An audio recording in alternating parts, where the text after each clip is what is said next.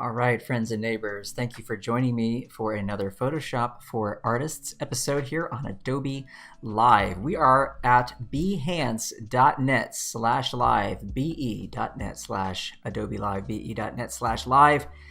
And yeah, those are the three URLs where you can find us. If you're watching over on YouTube, welcome as well. Just be aware that I'm not following the chat over on YouTube, but you're welcome to watch there. If you want to join in and ask me questions right here live during this episode, you can, of course, join me at be.net/Adobe Live. That's over on Behance. And if you don't have a free Behance account, you should get one because you get a portfolio and you can share your work with the world, as well as connect with art directors and people who might want to work with you and buy your illustrations or your photography or whatever it is that you want to do creatively over on Behance. So check that out. What's up, Sam? What's up, Steve? What's up, Umacord and Stony and Afroha? Hello, Voodoo Val. The one and only RB is here. Nice to see you, Cryo. Hope I'm not missing anybody. I'm trying to scroll through the comments. Sam, hello, hello. Nice to see everybody. Thanks for joining me. All right, we are here today to talk about color. Color. Now, some of you have seen me do this demo before. I'm really excited about this. I do it all the time. I teach my students this, and I do this a lot when I do live demos in Photoshop or Fresco, because it's one of the things that simplifies the process of working with harmonious color in a digital painting environment, something that for most beginners or even seasoned professionals can be a challenging thing, okay? But I've got tricks and tips for you today that make it so easy and so fun, so you're gonna love it. That's all I gotta say. Let's move over to Photoshop and let's check it out. Here we are. Okay, I'm just playing around. You can see I was already just messing around with this whole idea just a moment ago, building out these lovely neutrals from just two colors. I started with this green and this pink, and everything you see here that I was building out along with this little illustration came from just those two colors, and it is so simple to do this, gang. So let's begin and let's take a look at this process. All right, first things first, when you are working in Photoshop, all right, you are presented with the option when you're drawing and painting to use literally millions of colors, millions and millions of colors. Now let's contrast that with what it's like to break out the old watercolor set at home, or maybe you got some tubes of acrylics. How many paints do you really have normally if you are working with traditional media? You may have somewhere between 12, maybe 18, maybe far fewer. You might have just 8 tubes of paint. Maybe you just have 5. At the very most, some of you out there who do a lot of painting might have somewhere like 30 colors, okay? But when you look at the 30 colors, you can kind of make sense of what you've got there and pick out a few colors that you're going to be working with for whatever project you're doing. Compare that with having millions of colors at your disposal, and you see the problem right away is that with all those colors, you cannot possibly create a harmonious palette with ease. But we're here to fix that today, okay? What's up, L3rd? Nice to see you. Thanks for joining us. Peter, hello, welcome in, and I'm glad you are watching as well. All right, are you ready? Now, what I do is I take the process that I would normally use with traditional media, whether it's oils, acrylics, watercolor, and I simply transfer it to Photoshop. That's it. That is really where everything starts, and that just makes it so much easier for me. So when we talk about primary colors, and you hear people use the expression primary colors to define the colors that form the base, okay, for what they're going to mix to create a palette. Well, the good news is you can do a similar thing here in Photoshop by selecting any 3 colors, okay, or any 2 colors. You want to do a 2-color palette? Fine. 3 is always a good place to start, but if you look closely here, I mentioned just at the top of the show that I just built all of this out of simply 2 colors, okay, a nice green here and a little pink right there. And that's what I was working with.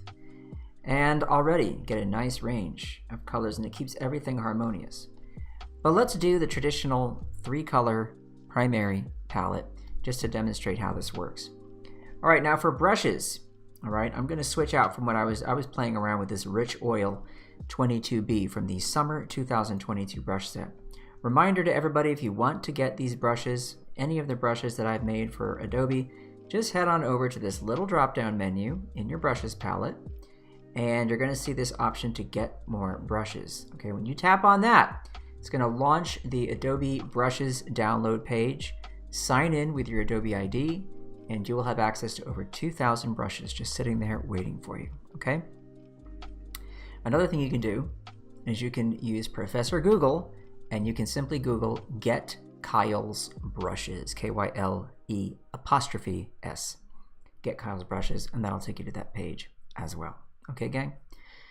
Now, in the Mega Pack right here, which you can download on that page, there is a brush in the paint box called Creamy Variation. There it is. All right, we're going to use that today. But really, you can use any brush you like that will respond to pen pressure. Okay, and I'm talking about using your stylus on your tablet, will respond to pen pressure to control the opacity of the stroke that you're making. Now, how do you know that a brush does that? Let's open our brushes. And right here, I have my brush settings. Now, if for some reason you don't see brush settings when you're working in Photoshop, head over here to Window, and you're going to see right there, kablamo, brush settings. Make sure that that's turned on and is visible to you. Now, all you have to do is, with whatever brush you're using, look over here where it says Transfer. Make sure that's turned on, little check mark there, and make sure that you have a control for the transfer set to pen pressure. See that? Pen pressure. And make sure your minimum value is somewhere under, I would say, 30% to give you a decent range of control over the opacity with the pen pressure. Now, what's great about this Creamy Variation brush is that it already, when you paint with it, okay, already gives you a really nice range from a light value. And when I say light value, what I really mean is it's transparent, okay, to a nice dark value. All right, so you've got a good range in there. Now the creamy brush will do something similar. Here's full, and here's a little less opaque. Either one of these is fine for what we're going to do today, or any other brush that does something similar. Let's begin. Now what I want to do is select really boring primary palette, okay? And what I'm going to use is a sort of cyan blue, okay? Notice here when I select the color that I'm keeping an eye out for a little triangle that warns me whether a color is print safe or not.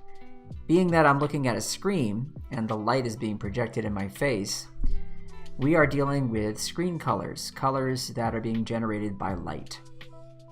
This gives us a very, very wide range of colors, some of which do not really print very nicely. They're going to get darker, okay, or a bit less saturated. So if you watch, I'm going to push this over there to the full saturation, okay, to the right of this color triangle, and you're going to see this warning sign show up. That's just telling me this color will look fine on screen, but if you try and print it, it's likely not going to look exactly the same. All you have to do if you do wind up in this situation is tap on the little square next to it, and that will automatically choose a color that is closest in hue, saturation, and value, or brightness, to the color that you want. There's your little tip, okay? But anyhow, I'm starting with a little blue like that, and put that down on my canvas, okay? Now, I'm going to bounce into kind of a triangle here. So I'm going to head over to yellow, right about here, and throw that down. And now bouncing to finish out the triangle down here to a sort of magenta. Tap on this little square there, make sure that that's color safe. And there's my magenta. Now this looks like a pretty standard primary palette for you, okay? And what I'll do now, zoom in so you can see this is the fun part, and it's very easy to do, is I'm going to make a new layer, and I will be holding down the Option key while I'm using my brush. Now if you're using a PC, you hold down the Alt key, A-L-T. So holding down this Option key allows me to temporarily call up my eyedropper tool. and I can select this yellow. And what I'll do is just with light pressure paint over this magenta. And because this is transparent, you'll see that some of the magenta comes through, and what we get is a new color. Now, holding down the Option key again, I simply tap there, and I'll place that color right here. So what I've just done is created a mix of these two colors, albeit slightly less saturated, okay? Now, what I like about this, all right, is that what I'll start to do here is build a little palette based on these three colors. There we go again. See that? The yellow with the blue with the magenta. And the key to making this work is I'm using light pressure when I paint over another color so that the opacity is reduced and I'm going to get a blend of the two.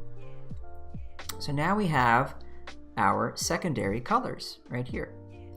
Now, there are lots of options you have here. You can stick with the saturation, okay, of what you've already painted, and 9 times out of 10, those colors are going to be print safe no matter what. It's going to reduce the saturation of the colors, and you're going to be fine.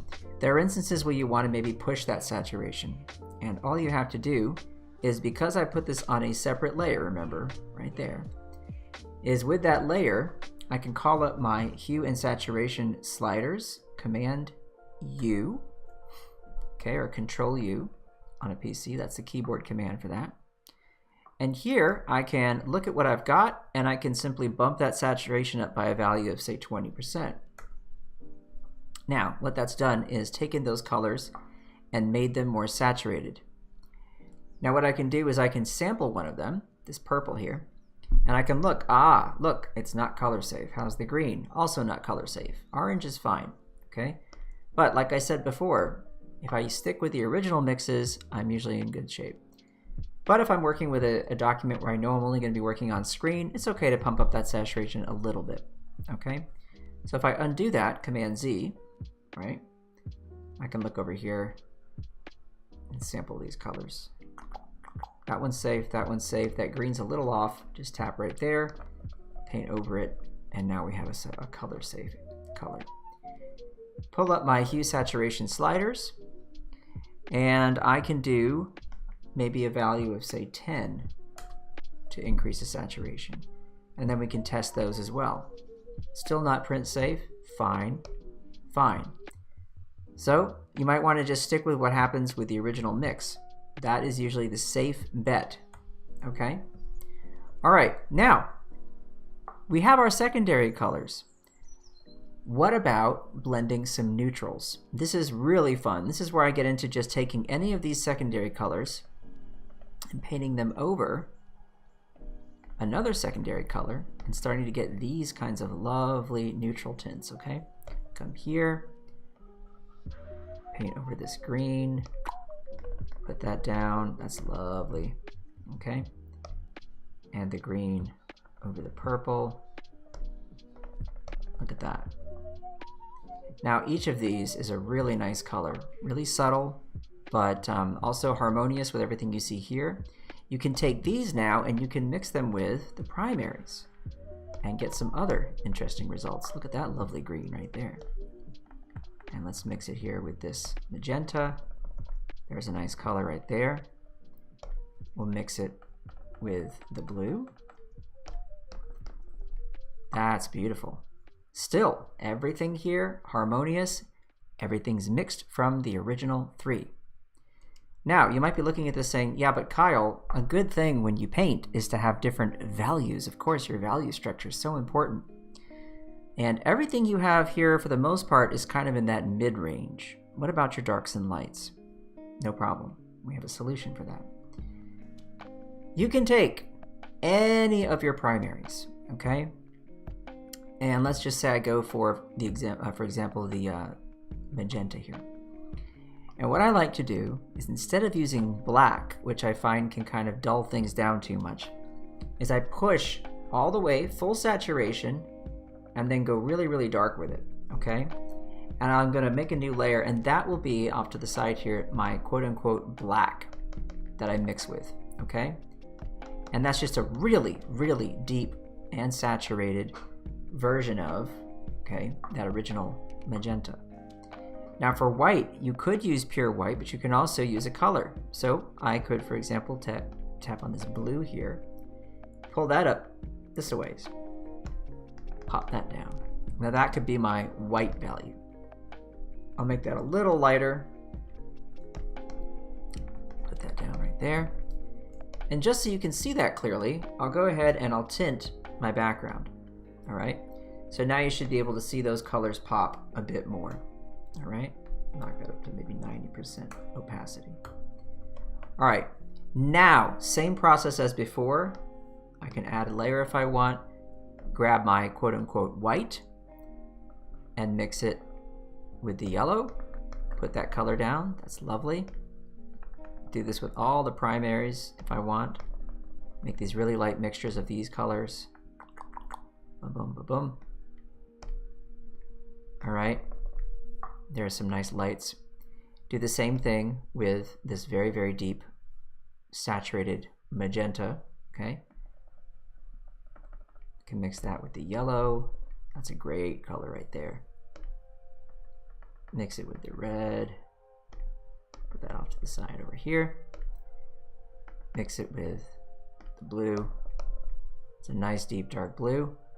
You can always do it again. You can mix with less strength, okay? Look at the difference. See that? Pretty cool. So you can control, right, how much of the opacity you are allowing with the pressure of your stylus. All right, but now you can see how quickly we can build out a palette.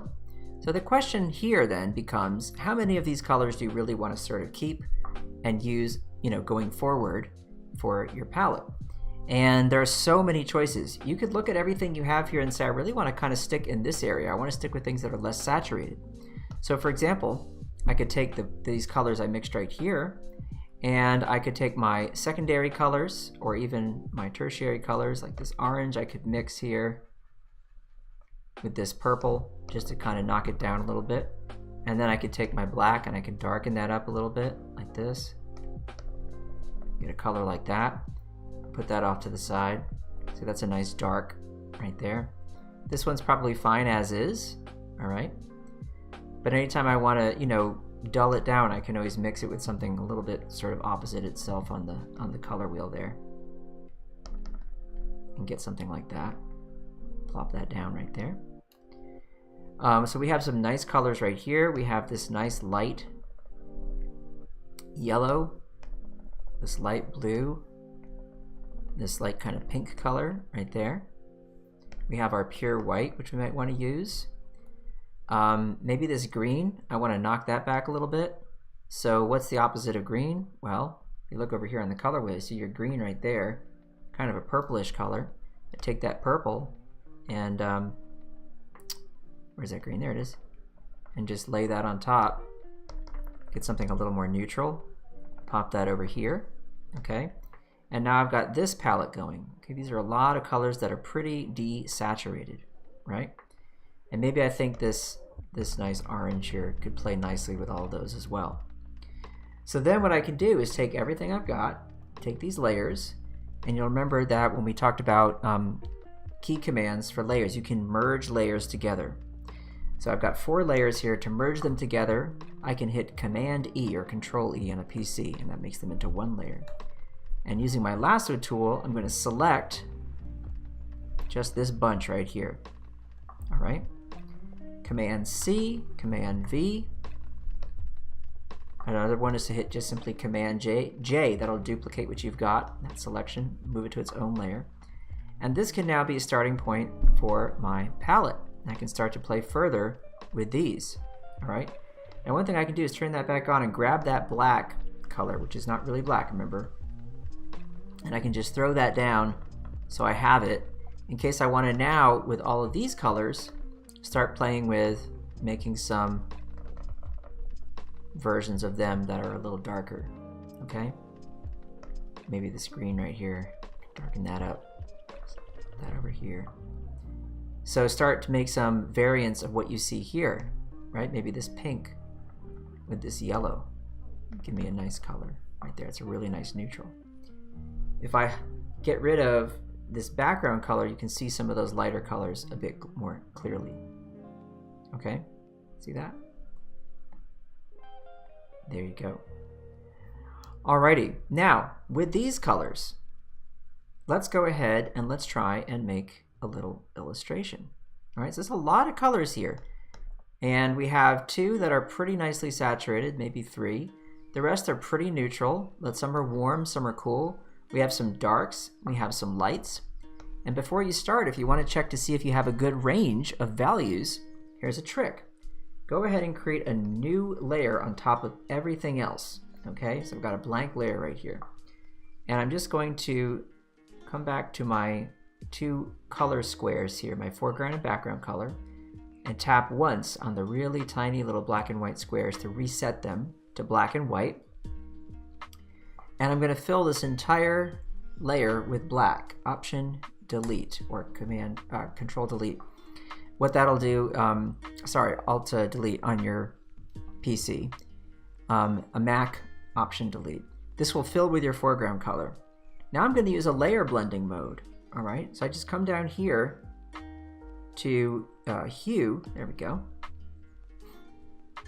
And we can look at this and we can see our range of values. All right, and if I simply tap on any of these right here, I can look over here on the left of this triangle and see what the ranges are. So if I go here, I've got a nice really light color there, really light color there, moving down a little ways, moving down a little ways, moving down a little ways, right? We're inching our way down. Come here, we're heading towards about 60%. Here we're heading towards about 70, 75, right? Now here we're really getting close to black, and then here we're almost all the way down to the bottom, okay? And this was somewhere in the middle there. So we do have a decent range of values there to play with. I can turn off that layer, and that's a good way of checking how things look. And then I can take my palette, shrink it down, and just move it off to the side here. And then we can make ourselves a little canvas right here. And I'll go ahead and make a new layer and just mask that area, okay? So I'll turn this back on, and I'll take this layer and I'm just going to fill it with a lighter value than my canvas here so I can see it clearly. Option delete. And because it's masked, we're only going to see the area that I've selected there for the mask. All right, yeah, it reminds you of the color wheel. Yeah, that's exactly right. That's exactly right. Sylvie and Daniel, thanks for joining. Thanks for joining. Nice to see you. I see Steve has joined us as well, and Barbara, hello, hello. All right, so let's take a look at what we can do with this. We'll do a little painting, all right? Maybe just a figure of some kind, and we'll do a sort of a bright pink sky here. Throw that in. Now, what you'll find is as long as I keep the values, the contrast, you know, wherever one thing meets another, okay, under control, I can do whatever I want with the colors pretty much, okay? So for instance, I could take this and make this my ground plane, okay? And even just looking at those two colors together, okay, they look nice. They're nice looking colors. And remember, this is because, right, we have been playing in the same space with the same primaries right from the get-go, all right? And those were built in sort of a triangle there, a tertiary arrangement to make sure that they're going to be complementary and everything's going to work out very nicely. All right, so I do that. And then maybe I want to have something in the background here, some shape that's darker than both of these. All right, so I look at this value and I look at the pink, and I can always turn that black back on, okay, this layer up here at the top, and I can say there's my pink, and there's that sort of neutral greenish kind of a color, right? I can see where those are. turn this back on and say, okay, well, what's something a little darker than those? And I can go here, for example, or maybe here. I say, all right, let's grab this guy, okay? And this would have worked too. See that? I'm gonna grab this and say, okay, I think I'll make my brush a little smaller. And we'll just throw in suggestion of maybe like some foliage or something back here. And forgive that weird sound. That is the sound of my stylus scratching on the surface because, folks, I have a felt nib on my Wacom Cintiq pen here, my beautiful Pro pen, my Wacom Pro pen. If you haven't used those, they're really, really, really excellent. So highly recommend them. But there, I throw that in there. I could grab this color here now, okay, which is related, and I can add some bits here where maybe the sun is catching some of this foliage, right? There we go.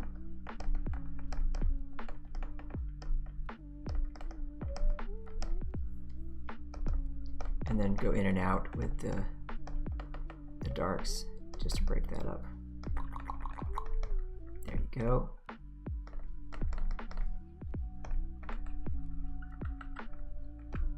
Just to create sort of the feeling that there's some dimension there. Okay, it's not totally flat. Okay, there we go. And then here in the foreground, okay, this is the color I've got right here. I can do this. This is really cool. Watch this. I'm going to use, all right, a color that's very similar in value, okay, like this, and just throw some bits and pieces in here, like this. What that does is it just breaks up that space, makes it a bit more interesting, okay? But if you squint and look at that, it's hard to really see any difference between those. It's just to break that up. So that's a cool little trick you can use there too. All right, now how about we just throw a nice sun right here. There. And now I'll just draw my figure. So I'm going to use some colors that are going to pop. Okay. So if I try this, I can take that orange and just throw that there and see how that feels. Okay, and I can see, yeah, it's going to read pretty nicely. Okay. So then, let's do this.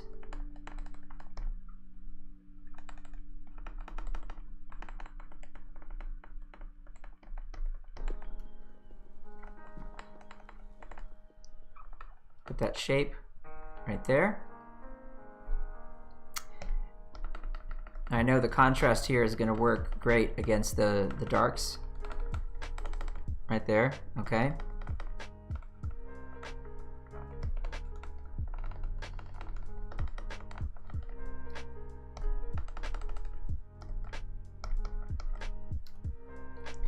And everything I'm doing here, I'm not concerned really with the color choices I'm making because I know that everything here is harmonious. Everything's going to work, right? This is just really not a big problem for me. I can just kind of focus on darks and lights, things like that.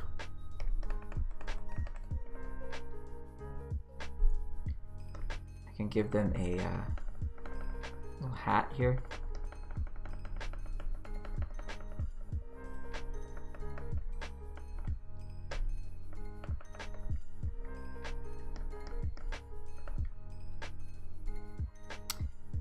And then I can go really super dark right there under the hat for a little shadow. And I can go light on the hat for where the sun is hitting it there on the edge. It's little stuff like that. How nice it is to have those options. I can even go a little dark here. Like that. So easy to render really quickly. Now watch this. I want to have some shadows here, okay? And what I can do with the shadows for the face is I can simply grab something that's a little cooler. See this right here? This is the color we use in the grass. And I can pop that there, and then I can darken it just a bit. Okay, and I can grab any of these colors, but this will probably do a good job. Just kind of darken it there. And select that color, and that becomes my shadow color for the face. See that? So I mixed on the canvas, basically. Just like I would with real paint. Okay? So nice to be able to do that.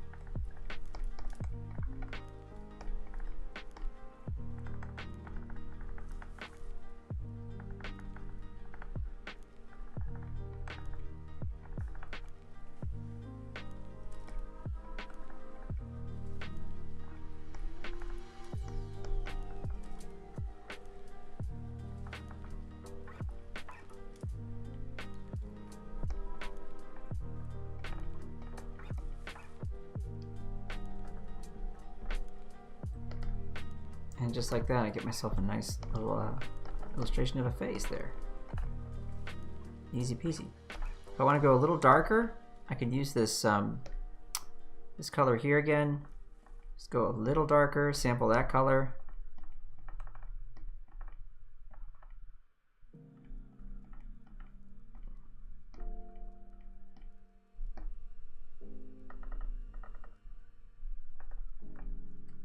Make sure I get my contrast there.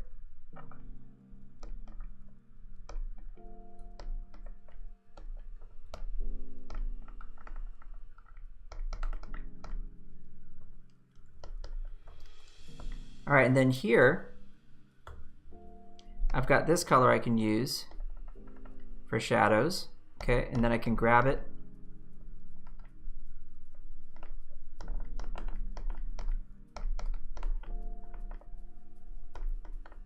and use it to paint some folds here in the fabric and have this whole thing make sense here.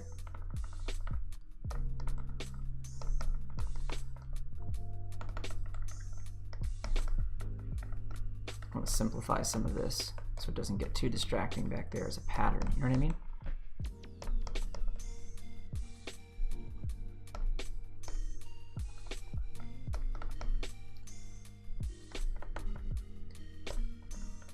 And now here I can get more specific.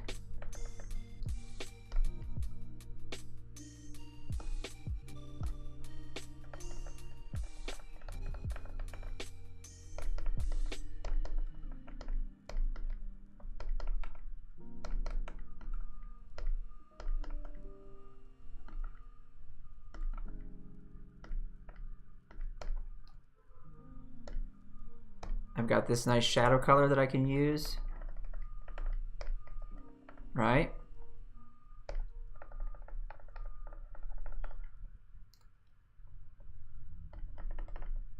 And I can decide what I want to do here with the clothing. I think what I'll have is this be tucked into some pants or something here, and I can just call back this color and use it here.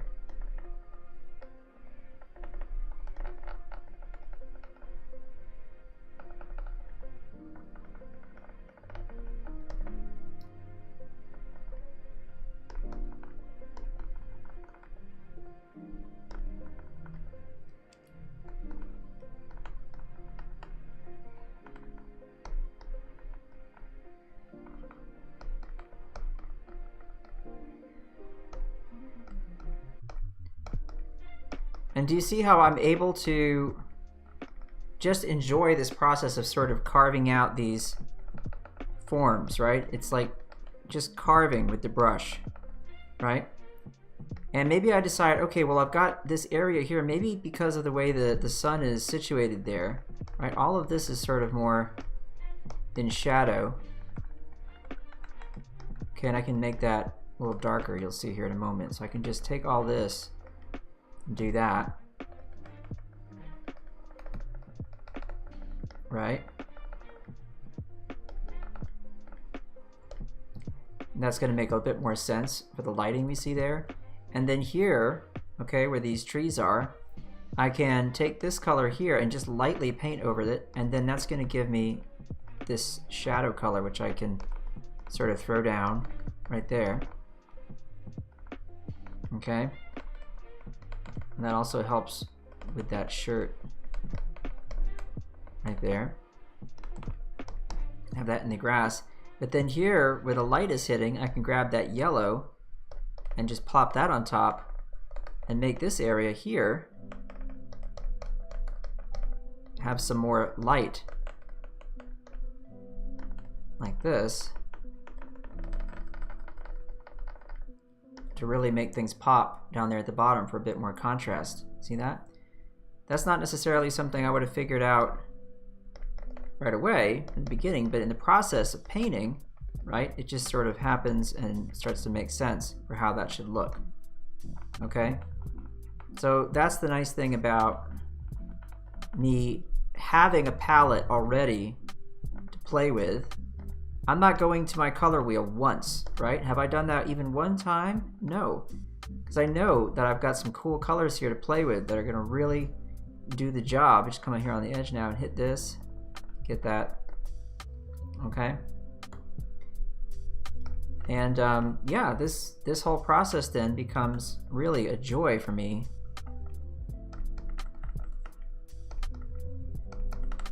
And I can grab all this here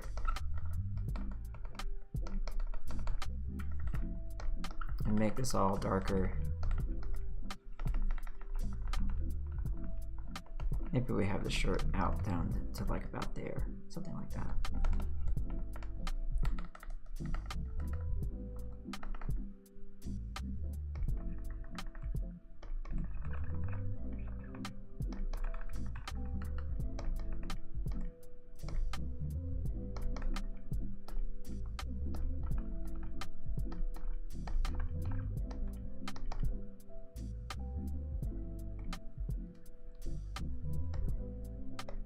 Go a little darker here, and I can just kind of suggest that ocular cavity there and the nose and everything here on this side.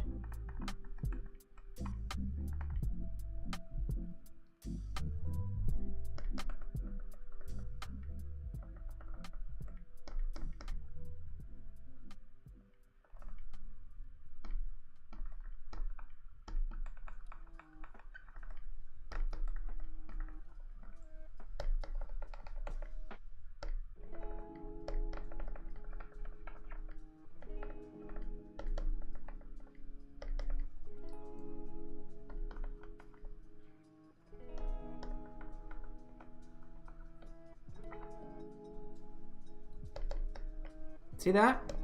All right, now what do we do up here in the sky just to make it a bit more interesting? Well, let's go ahead and let's take some of this yellow, okay?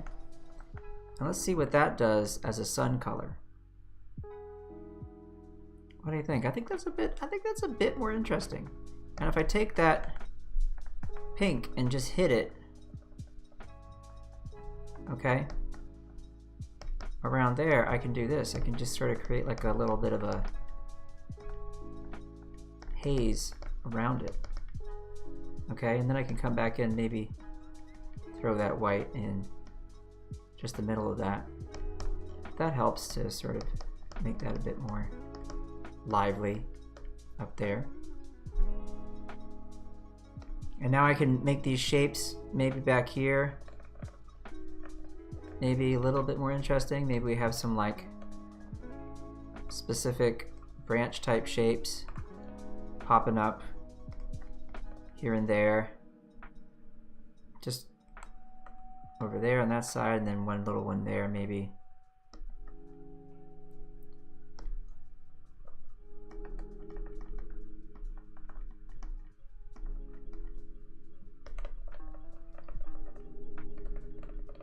Compositionally, that's probably a bit more interesting, don't you think? Get some lighter colors there, facing the sun. So we're just on the edges. All right, so this is what you do. You play around like this until you get a decent result. And this could just be like a little study, all right? And what I want to show you now, this is really cool. This is the next little phase in this process, okay? After I've got something like this, I can squint down on it. I can look and see how it's reading, see if it feels okay, you know? And there's more I could do here. You know, another thing you could do is maybe have this kind of thing, just to break up the shapes there. Compositionally, it could be more interesting to have these little shapes here for like a sort of a vest.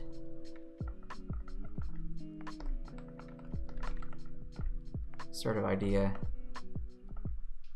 You know, that might be just a bit more interesting. Maybe that shape is tied together there. They kind of connect. So you got that dark into that light. I squint down and look at that. That's kind of interesting. I like that. Got a bit of a tangent going on there with my values. I can sort of correct that here just by throwing that shape right there. All right. How many of you all have tried this kind of thing with traditional media? Get yourself a simple palette and just mess around until you get somewhere that feels like, oh hey, you know, here's something that could be a painting.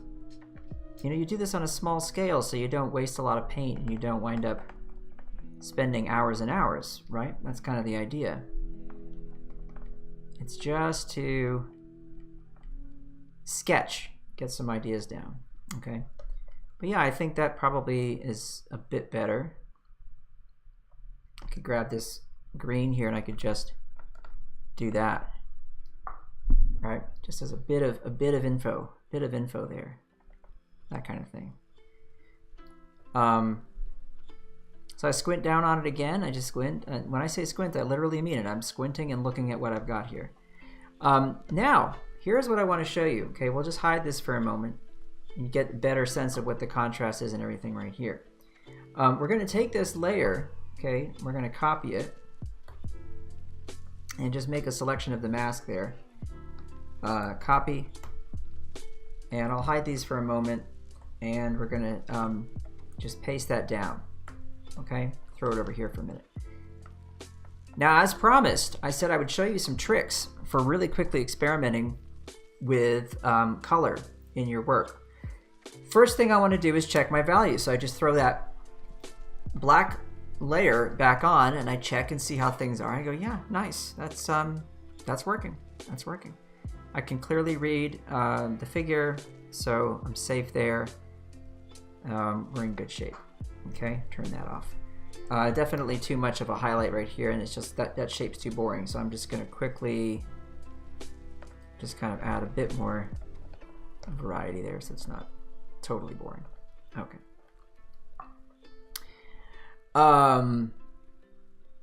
Now, one thing I noticed is I've got this really dark value here that I could throw into the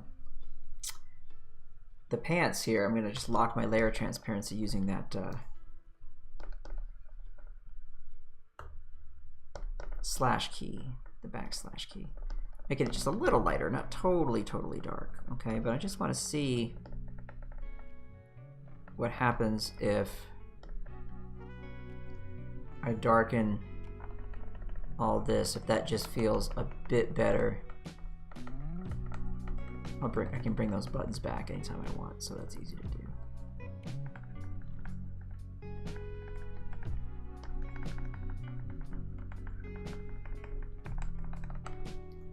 See if that makes any kind of a difference. Maybe do the same with the hair here. Just curious. might be better. Might be better. I'm gonna make a couple little corrections here just to get that a little cleaner. And I know we don't have all day, so I won't spend too much time on this, but just to get it a little better. There we go. Fix up that section.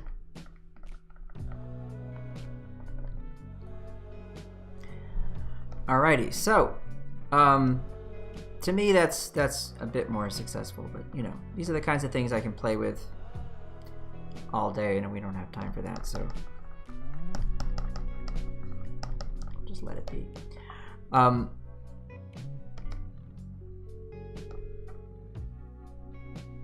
Now, let me show you this trick. You're gonna love this. This is gonna really make your day, and you're gonna want to try this on your own. And that is taking the palette that you have now, okay, and pushing around the hue, sat, and value on that specific palette, okay, for different results. So let me show you what that looks like. This is a very cool thing you can do, and it only takes a moment, so it's really easy. Gives you all kinds of cool options to play with. So, are you ready? Here's our painting. All right. So what I do is just pop that up here, like so, and hold down my Option key with the Move tool, Option, and just drag one off any old place. I'll put it over here next to it, okay? And hide my palette for a second. Now all I have to do is open up the Hue Saturation slider. See this? Hue Saturation. And push the hue some other direction, like this. Or like this. And I can start to play with different palettes for the same image. That's kind of cool. See? Just like that.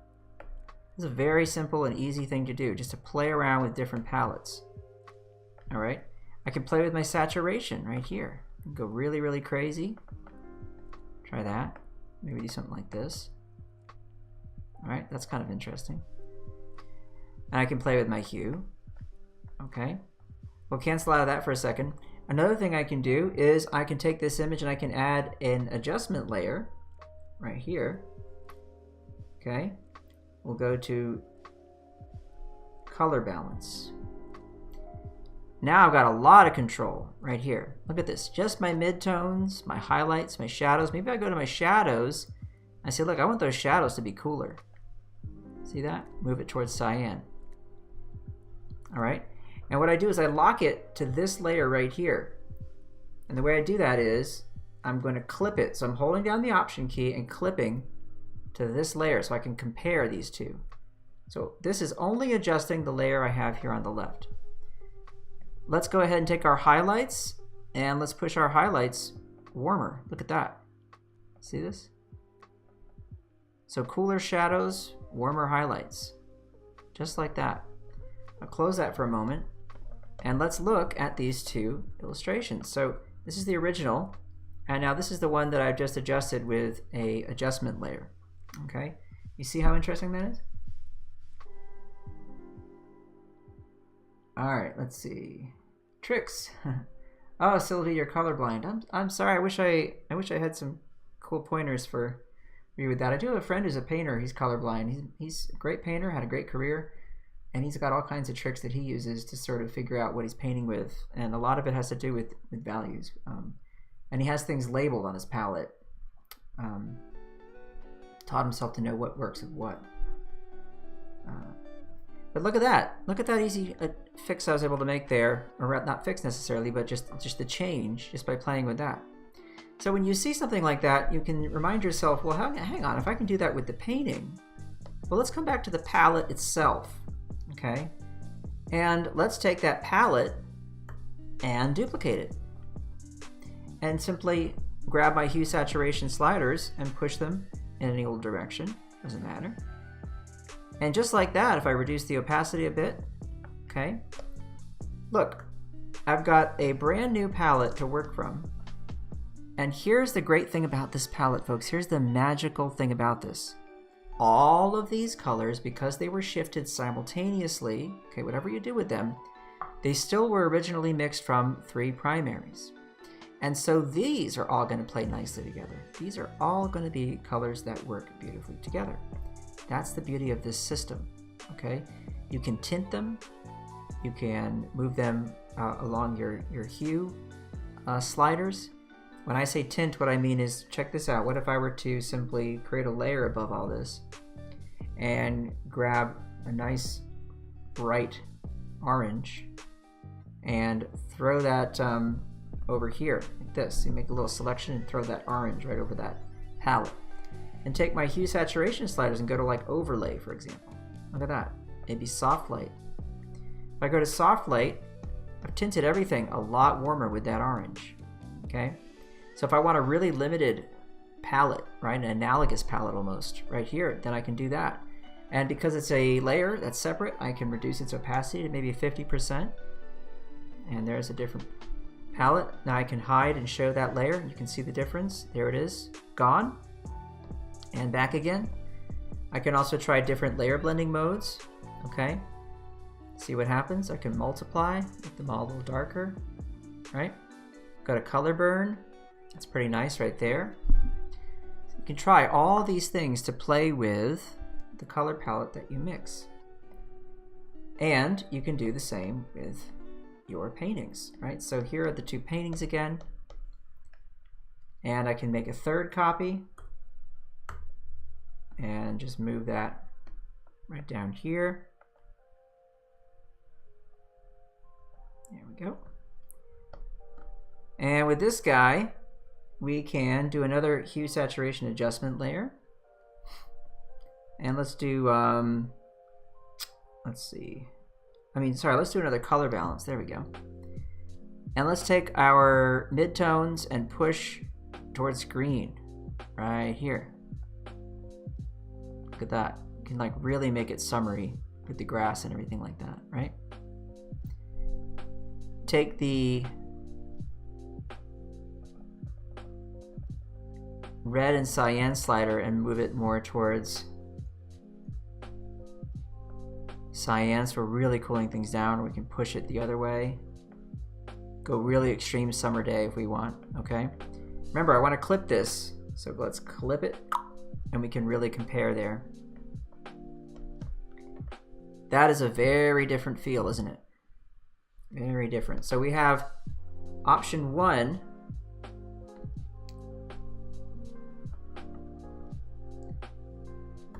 And I'll label these. So 1, 2, and 3. All right, 1 painting, and then I can play around with the colors after the fact. Now this is just me studying and playing, okay? But what's great about this process is how quickly you can generate 5, 6, 10 different little miniature versions of your composition, of your painting with colors, and you can then pick something that you really want to take to a further stage. So if, for example, I decided that this was really what I loved, right? Then I could just take those 2 layers and merge them together. So I've got my adjustment layer and my original art there, Command E, grab those, make a new canvas, right, and blow it up to like 1800 pixels by 2200 or thereabouts. Make that a little taller. And then paint that in there and enlarge it. See? And just crop that down. And this can be the starting point for a painting. I can paint directly on this layer. I can make a new layer. And I can start the process of refining and building based on this sketch, but at a higher res. Okay? There you go. Pretty fun. Pretty fun. So you can really, really control color in a great way using traditional methods here in Photoshop. And I recommend you try this for all kinds of things, not just traditional sort of paintings like this, but any kind of illustration project, any kind of design project, just to narrow down some colors that you know are going to play nicely together. This is a great way to do it. Hope you give it a try. Thanks for hanging out. Take care of yourselves. Take care of each other. Remember to be kind, and I'll say ciao for now.